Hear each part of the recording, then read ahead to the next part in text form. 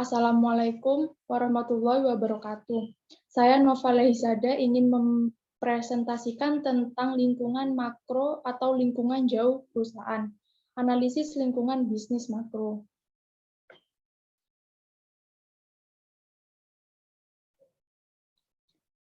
Teori analisis makro. Lingkungan makro adalah kekuatan masyarakat yang lebih luas yang mempengaruhi seluruh lingkungan mikro pemasaran perusahaan yang mempunyai pengaruh tidak langsung terhadap pemasaran, terdiri atas semua pihak dan kekuatan yang mempengaruhi operasi dan prestasi perusahaan.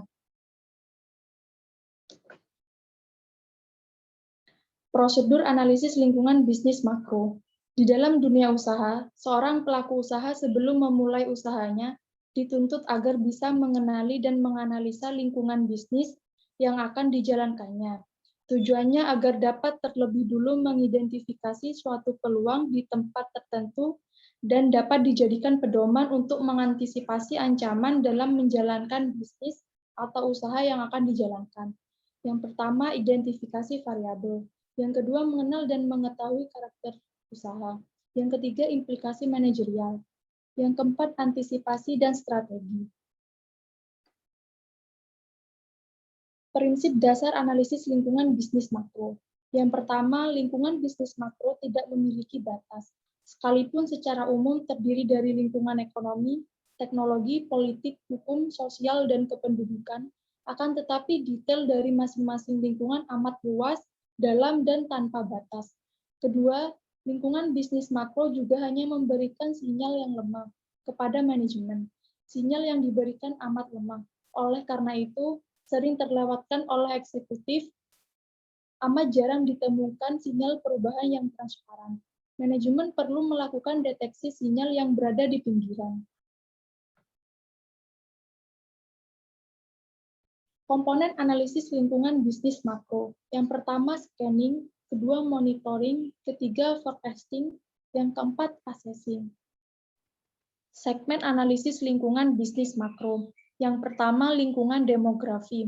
Demografi merupakan studi statistik tentang kependudukan beserta karakteristik distribusinya. Lingkungan demografis berkaitan dengan besarnya penduduk dunia, distribusi secara geografis, tingkat kepadatan penduduk, kecenderungan perpindahan dari satu tempat ke tempat lain, distribusi usia, kelahiran, perkawinan, tingkat kematian, ras, suku bangsa, dan struktur keagamaan.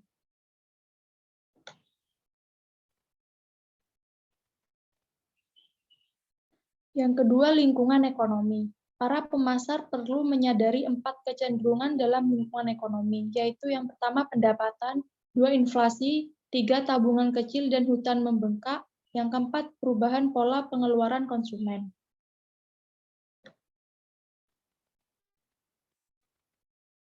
Yang ketiga, lingkungan sosial budaya. Sosial di sini meliputi struktur golongan yang ada dalam masyarakat yang dapat mempengaruhi perkembangan perusahaan. Kebudayaan di sini menyangkut latar belakang sejarah dari suatu masyarakat di mana perusahaan berada yaitu yang berhubungan dengan hasil produksi perusahaan. Beberapa hal yang perlu diperhatikan oleh manajer pemasaran dalam hal pola kebudayaan dari suatu masyarakat adalah cara hidup, nilai-nilai sosial, kepercayaan, kesenangan, dan perekonomian.